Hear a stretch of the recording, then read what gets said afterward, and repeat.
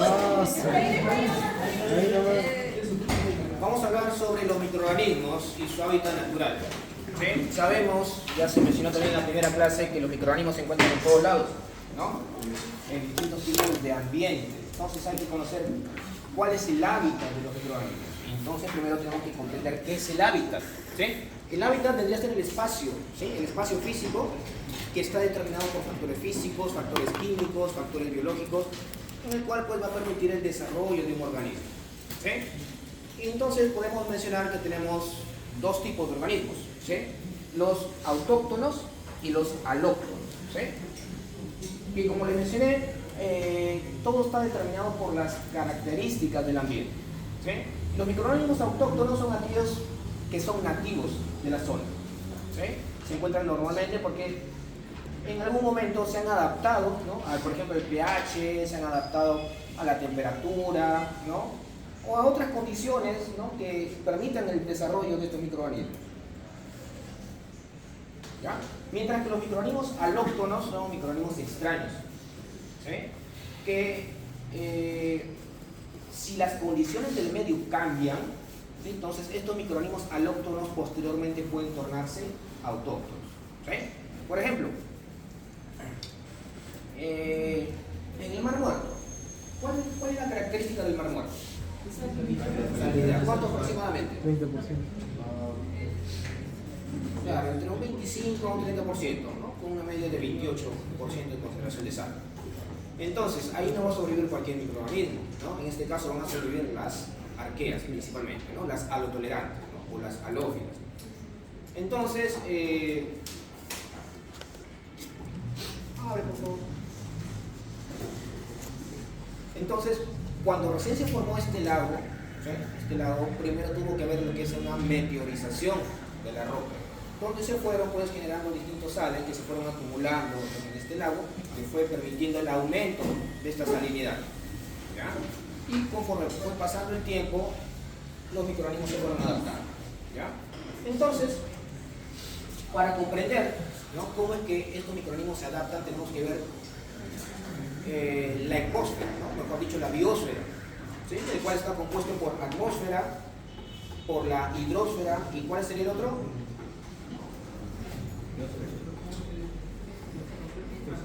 ¿Ah? La litosfera. ¿Sí? Atmósfera aire, hidrosfera agua, litosfera suelo. ¿Sí? Entonces vamos a empezar con los microorganismos que se encuentran en el aire. Considerando, a ver, aquí otro término que hay que tener en cuenta, por ejemplo, el nicho ecológico. ¿Saben qué es nicho ecológico? ¿Qué es?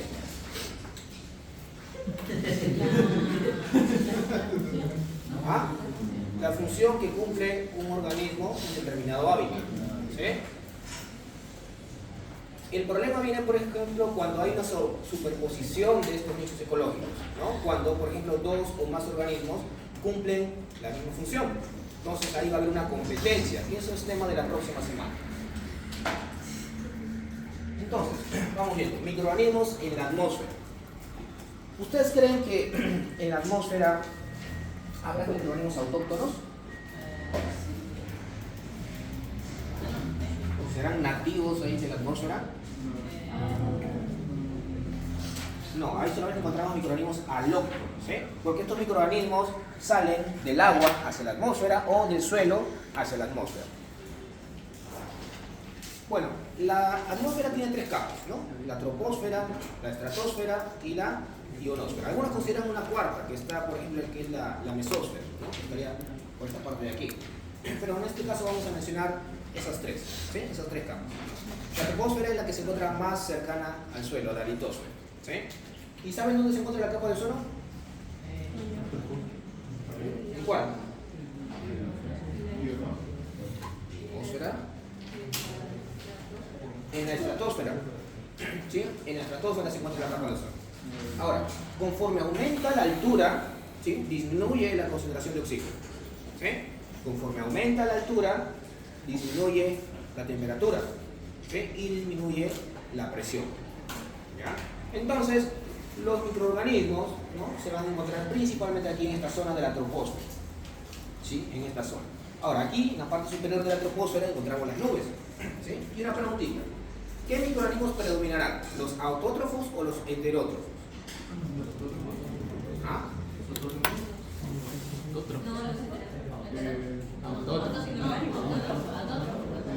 Los autótrofos.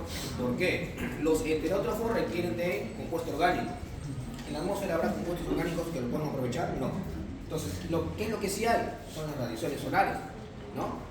También en el aire va a haber CO2, en las nubes va a haber agua. Entonces, eso es suficiente para que los microorganismos autótrofos puedan desarrollarse, ¿sí? Predominantemente hay autótrofos. Y como cuando mueren estos microorganismos autótrofos que liberan sus compuestos orgánicos, recién ahí pueden ser aprovechados por los heterótrofos, que en este caso serían en pequeñísima cantidad, ¿ya? ¿Qué más? Ahora, ionosfera. ¿Por qué se llama la ionosfera? Porque acá llegan las radiaciones, ¿no? Y genera la formación de iones, ¿no? Y estos iones pues, van a matar a los microorganismos o cualquier organismo que llegue hasta esta zona. Por eso les dije, la vida se va a desarrollar en la troposfera, ¿sí? Teniendo en cuenta que la capa de ozono, ¿cuál es la fórmula molecular de la capa de ozono? El O3, ¿no? Es un compuesto oxidante, es mucho más oxidante que el cloro, ¿sí? Por lo tanto, ¿qué es lo que puede causar en los microorganismos? En los organismos, de forma general. ¿Ah? ¿Pero cómo? ¿Qué es lo que hace el cloro, por ejemplo? Si usted dice que es un compuesto oxidante, ¿sí? ¿Qué va a hacer? Va a oxidar. ¿Y al oxidar qué significa? Que va a quitar electrones, ¿sí? Entonces genera una inestabilidad. ¿Se acuerdan cuando hablamos sobre radicales libres? Igualito, ¿no? Quita electrones, quita inestabilidad a los lípidos, a las proteínas, a los ácidos nucleicos y las células, ¿no? Las bacterias van a morir.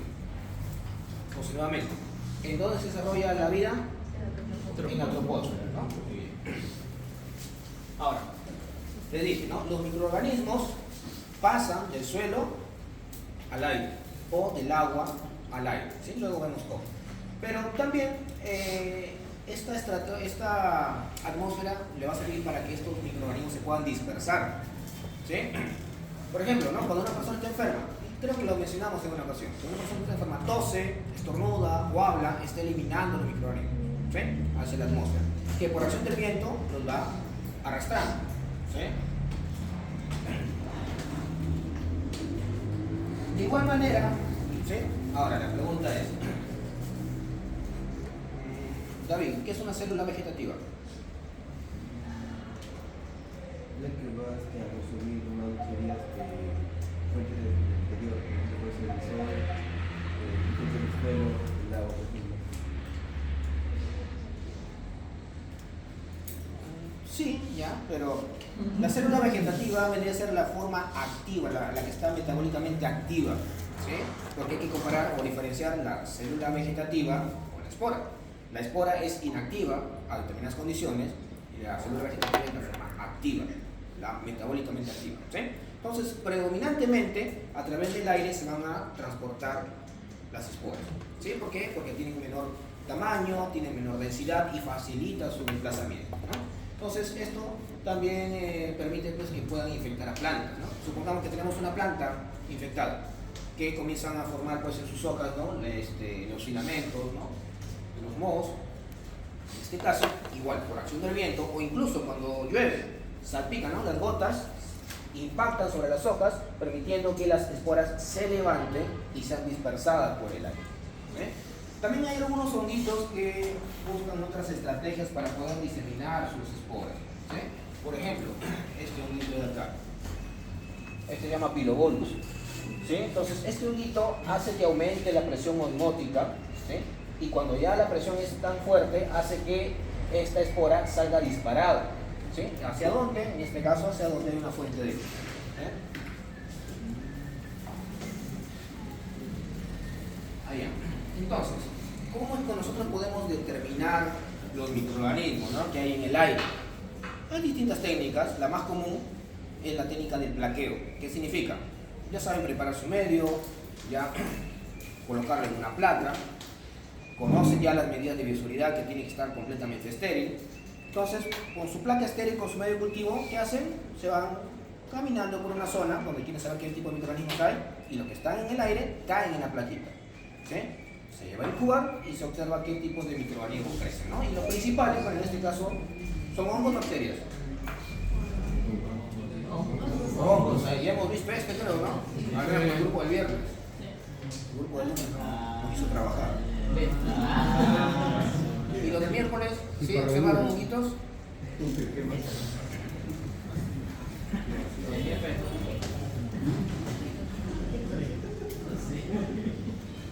Microorganismos ahora en el agua. ¿Sí? Aquí sí vamos a encontrar microorganismos autóctonos y alóctonos también van a ver. ¿Sí? Entonces aquí tenemos que diferenciar, esto lo veremos la próxima semana. ¿Sí? Hablar sobre los tipos de agua. ¿Sí? Primero aguas dulces y aguas marinas. ¿Sí? De las aguas dulces podemos considerar las aguas lóticas y las aguas lénticas. Ejemplos de aguas lóticas. Lóticas. ¿No escuchan el término? En el colegio. Aprenden cosas. Lóticos y lénticos.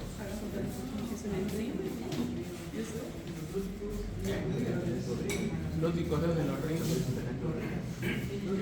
Primero partimos de acá, lénticos, ¿no? No tienen mucho movimiento. ¿Sí? Entonces ahí estamos hablando de los lagos, lagunas, ¿sí? Pero en los lóticos ahí sí hay movimiento del agua. ¿Sí? Entonces ahí estamos hablando de los ríos, las acequias, todo eso, ¿ya? Entonces vamos viendo primero de las aguas lóticas. No, de los lénticos, ¿sí? De las aguas lénticas. En este caso estamos viendo de... ¿qué será? Una laguna. ¿Ven? Entonces aquí tenemos que diferenciar determinadas zonas. Primero, lo que es la zona litoral que parte desde la orilla. ¿Sí? Desde la orilla. Hasta un punto, pero antes de hablar de esto, la zonificación a nivel vertical, ¿sí? Se va a dividir en dos. La zona fótica, o sea, hasta donde llega la luz, y la zona afótica, donde no llega la luz, ¿no? Entonces supongamos que hasta este punto, por allá, todo esto sería la zona fótica, hasta donde llega la luz, ¿sí? Y esta parte acá, afótica, porque no llega. Entonces, la zona litoral parte desde la orilla hasta donde llega la zona fótica, ¿sí? Y luego, de aquí hacia adelante, corresponde a la zona limnética, la que está más alejada de la orilla. ¿Ya? ¿Sí? ¿Está claro? Entonces, la zonificación a nivel vertical. En la parte superior vamos a encontrar microorganismos, ¿sí? Específicamente microorganismos fotosintéticos. ¿Pueden abrir, por favor? No sé. Me da cosas. Una sombra. Canso. Descanse. Entonces, esos microorganismos autótrofos, ¿sí? Esos microorganismos fotótrofos que se localizan en la interfaz entre lo que es aire y agua, corresponde a lo que es el neuston, ¿sí? El neuston. Entonces, como son microorganismos fotosintéticos, van a estar produciendo ¿qué tipo de compuestos? Azúcares, ¿no? Azúcares, carbohidratos, todo ello, ¿no? Y eso también le va a servir para que pueda producir sus proteínas. Igual como mencionamos en el caso del aire, cuando estos fotótrofos, ¿no?, mueren, liberan sus compuestos orgánicos, entonces es aprovechado por los microorganismos heterótrofos, ¿sí? Entonces, aquí a nivel del neuston va a haber mayor cantidad de microorganismos que lo que hay en la columna de agua, ¿sí? Y otra pregunta, ¿dónde creen ustedes que habrá mayor cantidad de oxígeno? ¿En la parte superficial o en la parte del fondo? ¿Por qué? ¿Por qué? Por la presión atmosférica. Por la actividad fotosintética. ¿Quién lo está realizando? El neuston, ¿no? Los microorganismos fotosintéticos están consumiendo CO2, están liberando oxígeno, ¿sí? Que una parte se va hacia la atmósfera y una parte queda retenida aquí en la columna de agua. Y también por acción del viento, ¿no? Pero aquí no se afecta mucho, que hace que el agua, ¿no?, que como que se mezcle un poco y se incorpore el oxígeno también del ambiente, ¿sí? Entonces, y también el aire, que le dije, ¿no? Va a transportar microorganismos, va a transportar distintos compuestos, ¿no? Que pueden ir cayendo y pueden ir sedimentando, ¿sí? Entonces, le dije, en la parte superior va a haber mayor cantidad de microorganismos, pero nutrientes va a haber mayor cantidad en el fondo, ¿sí? Entonces, el fondo corresponde a lo que es el bentos, ¿sí? Que es el sedimento, ¿sí? Bentos, ¿no? O sedimento. Entonces, aquí también vamos a encontrar algunos microorganismos fotótrofos también, pero vamos a encontrar aquellos microorganismos fotótrofos que no, que están utilizando la longitud de onda que no ha sido aprovechada por los organismos que están aquí, ¿sí? Están utilizando otra longitud de onda, ¿sí? Para poder obtener energía. Y esto corresponde pues a los microorganismos, ¿no? Las bacterias rojas y verdes del azufre, que comienzan a producir metano, comienzan a producir ácido sulfídrico, ¿ya? Ahora, el agua, cuando se congela, ustedes han visto que flota, ¿sí? Entonces, si hablamos del agua líquida, ¿sí? Cuando llega a una temperatura de 4 grados centígrados, adquiere su mayor densidad, ¿sí? Su mayor densidad, su menor densidad a 4 grados. ¿Qué significa? Que como tiene menor densidad, ¿dónde se va a localizar esa agua? En la parte superior, ¿sí? Entonces, en invierno, ¿sí? En invierno, esa agua que está a 4 grados centígrados se localiza en la parte superior, ¿sí? Y el agua que está a otra temperatura se localiza abajo, ¿sí? Para evitar pues que no se enfríe mucho esta parte inferior. No sé si me dejo entender. A ver. Esta agua a 4 grados centígrados va a actuar como una barrera, porque en invierno las temperaturas, dependiendo de la zona, llega a bajar, ¿no? 0 grados, menos 4 grados, qué sé yo. Entonces, esta agua a 4 grados, entonces actúa como un aislante, de tal manera que aquí vamos a tener un agua un poquito más cálida, ¿ya? Entonces, en invierno tenemos dos capas, el epilimnio y el hipolimnio, ¿sí? El epilimnio y el hipolimnio, que está dividido por la termoclina. La termoclina es una zona de transición donde se da un cambio brusco de temperatura, ¿sí? Donde, como mencionamos, aquí en la parte superior va a haber gran cantidad de oxígeno, ¿sí? Aquí poca cantidad de oxígeno, aquí va a haber poca cantidad de nutrientes y aquí va a haber bastante cantidad de nutrientes. Pero cuando llega el verano, ¿sí?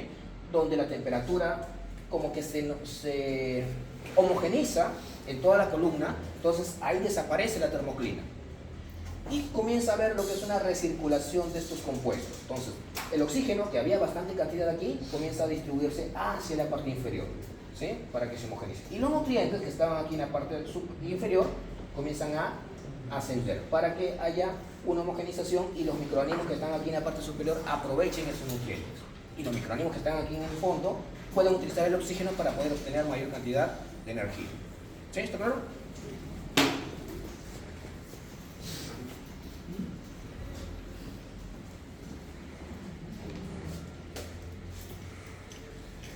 Ahora, de las aguas lóticas, ¿no? Usted sabe que en los ríos, ¿no? Muchas veces se depositan los efluentes de determinadas actividades industriales, ¿sí? Entonces, con esos efluentes se están incorporando microorganismos, ¿sí? Y esos microorganismos vendrían a ser alóticos, ¿sí? Pero con estos efluentes también se están cambiando las características del agua, donde se pueden eliminar ahí los microorganismos autóctonos que están en el agua, ¿ya? Entonces, aquí podemos mencionar aquí tres zonas, dependiendo del punto de origen del agua. ¿Y cuál va a ser el punto de origen? La parte más alta, ¿no? Porque por acción de la lluvia, ¿no? Precipita, comienza a formar caudales, comienza a formar ríos. Entonces estamos hablando de la parte alta, ¿sí? En esta parte alta no va a haber muchos árboles, ¿sí? No va a haber muchos árboles. La cantidad de oxígeno va a estar moderada, ¿sí?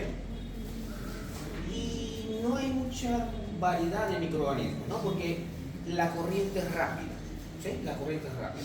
Además, que esta agua a nivel de la parte alta se va alimentando de minerales que provienen de los bordes de las orillas, ¿no? Que por el flujo del agua arrastra, ¿no?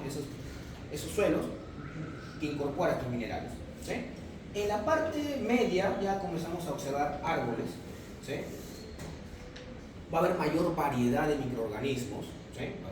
Porque los árboles comienzan a, cuando caen sus hojas o alguna rama cae al agua, comienza a descomponerse, sirve como materia orgánica. ¿Sí?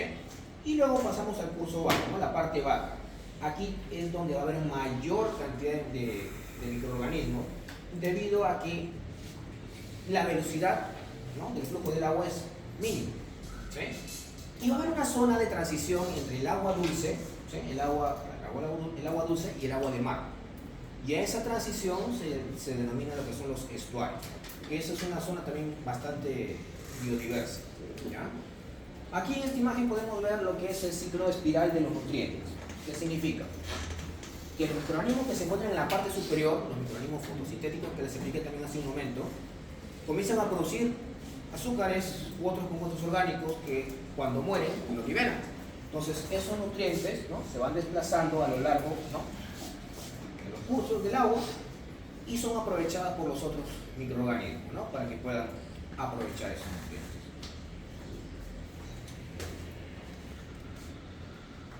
Ya. Ahora, pasamos al agua marina. Aquí vemos, por ejemplo, ¿no? el río que comienza a desembocar en el agua de mar. Entonces, el estuario va a ser todo esto que vemos aquí, ¿no? Y es una mezcla de agua dulce con agua marina. Ahora, en el agua de mar también tenemos varias zonas, ¿no? Tenemos lo que es la zona litoral. ¿Sí? La zona litoral corresponde desde lo que es la zona de alta mar hasta la zona de baja mar. ¿Sí? ¿Me vas a entender hasta ahí? ¿Sí? La zona litoral, desde el alta mar hasta el baja mar, que esto está condicionado por el movimiento de la luna. ¿Sí? Mientras que las corrientes marinas está determinada por el impulso del viento, ¿no? Todo el viento, como mueve los cuerpos de agua, genera estas corrientes marinas. Pero esto de la alta mar y baja mar está determinado por los ciclos de la luna. ¿Sí? Luego seguimos con la zona sublitoral. ¿Sí? En el colegio les han explicado a ustedes sobre el borde continental, me imagino, ¿no? ¿Sí o no? ¿No? Entonces más o menos.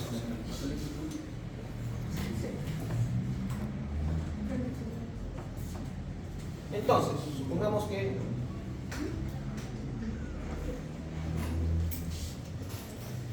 lo que está de azul es el agua. Ni se nota, ¿no? Lo que está de celeste es el agua. ¿Sí? Zona litoral, ¿no? Zona de alta mar hasta zona de baja mar. Ahora, desde la zona de baja mar hasta lo que es el borde continental, ¿cuál es el nivel de profundidad del borde continental? Hasta 200 metros puede llegar. ¿Sí? Hasta 200 metros. Entonces, esto corresponde a lo que es la zona sublitoral. ¿Sí? La zona sublitoral. Y más allá corresponde a lo que es la zona, ¿no? oceánica. La zona oceánica. O la zona pelágica también se denomina. ¿Sí? Ahora, conforme va aumentando la profundidad, ya estamos hablando de las zonas abisales. ¿Saben cuál es el nivel de profundidad del mar? Puede llegar, bueno, lo normal es hasta 4.000 metros, que corresponde a la zona abisal, como les digo, ¿no? Pero va a haber otras, ¿no? que va a haber unas pequeñas depresiones, ¿sí? que puede llegar hasta los 11.000 metros de profundidad. ¿Sí? Entonces, y esto es bastante conocido, que es la fosa de las Marianas, ¿no? ¿Escuchan sobre eso? Corresponde a la zona hadal. ¿Sí? Zona abisal, zona hadal. ¿Sí? Aquí también vamos a encontrar lo que es la zona fótica y la zona afótica. ¿Sí? En este caso, la zona fótica corresponde hasta aproximadamente los 50 metros de profundidad. ¿Sí? Y ustedes saben también que conforme mayor profundidad, mayor presión. ¿Sí? ¿La temperatura cómo estará? Menor. A más profundidad, menor temperatura. ¿Sí? La concentración de sal, ¿dónde va a haber mayor? ¿En la parte superior o inferior? Inferior. En la parte inferior. Porque tengamos en cuenta que debido a la meteorización, ¿sí? todos los minerales desembocan en el mar y tienden a precipitar. ¿Sí? La concentración de oxígeno En la parte superior va a haber mayor cantidad de oxígeno. Conforme va aumentando la profundidad, la concentración de oxígeno disminuye hasta aproximadamente los 4000 metros, ¿no? Que comienza a aumentar nuevamente la concentración de oxígeno. ¿Ya? Entonces, aquí también en la parte superior vamos a encontrar microorganismos, similar al que vimos en los cuerpos de aguas lénticas. ¿Cómo se denominaban esos microorganismos? El neuston, ¿no? Aquí se llama el pleuston, ¿sí? Neuston en aguas lénticas y aquí se llama el pleuston.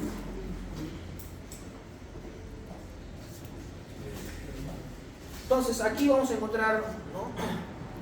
Microalgas principalmente, ¿sí? Microalgas. ¿Por qué no tanto bacterias, ¿no? u hongos? Porque la salinidad es un poquito elevada a comparación de las aguas dulces, ¿no? Aquí la concentración de sal es de aproximadamente 3.3 a 3.8 partes por millón, ¿sí? Con una media de 3.5. Entonces, son pocos los organismos que están adaptados. Entonces, aquí en el pleuston principalmente van a haber microalgas. Y también vamos a encontrar invertebrados, ¿sí? Invertebrados, que van a conformar lo que es el fitoplancton y el zooplancton, ¿sí? ¿Las ballenas en qué parte estarán? ¿Ah?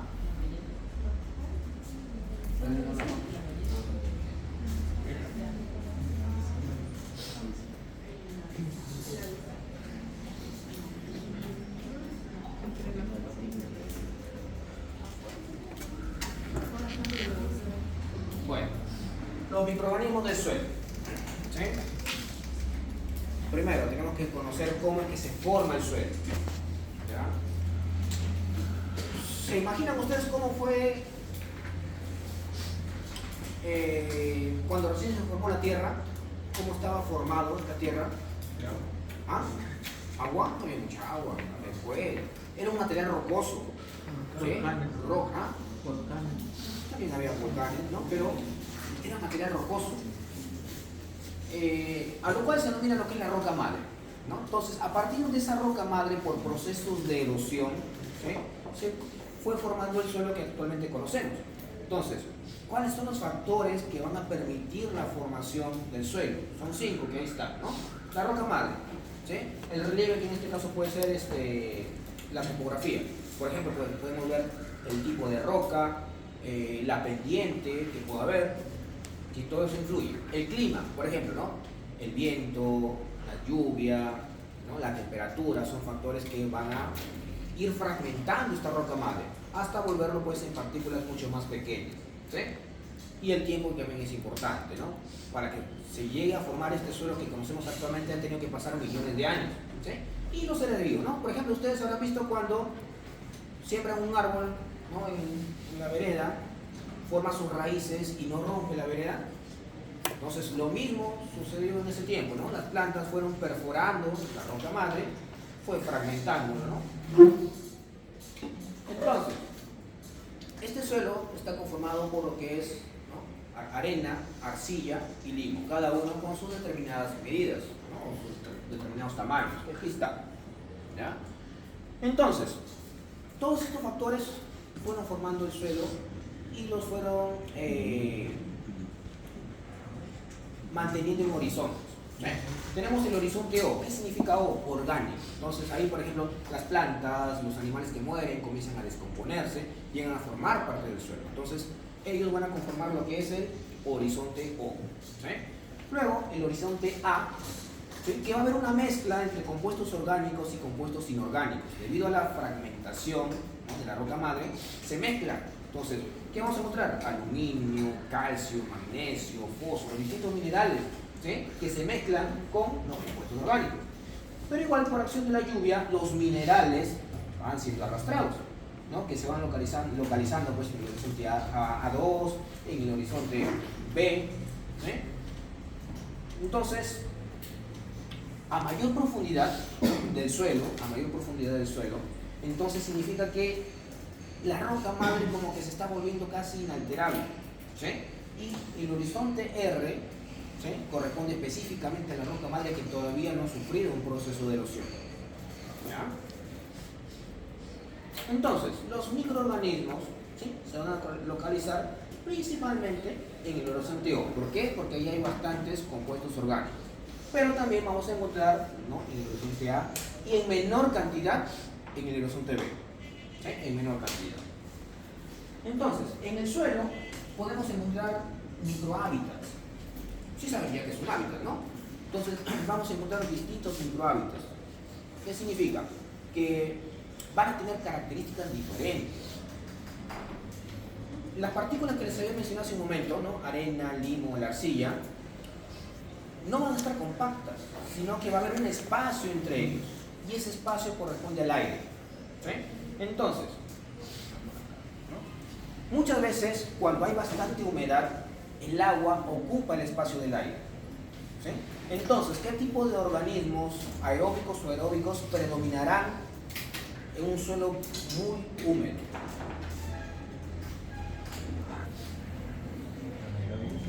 ¿Ah? Los anaeróbicos. ¿Sí?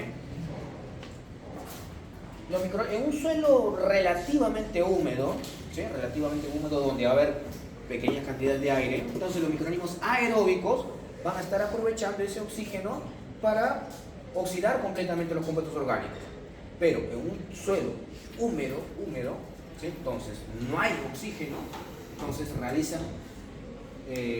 pueden realizar fermentación, comienzan a producir metano, comienzan a producir ácido sulfídrico, ¿ya?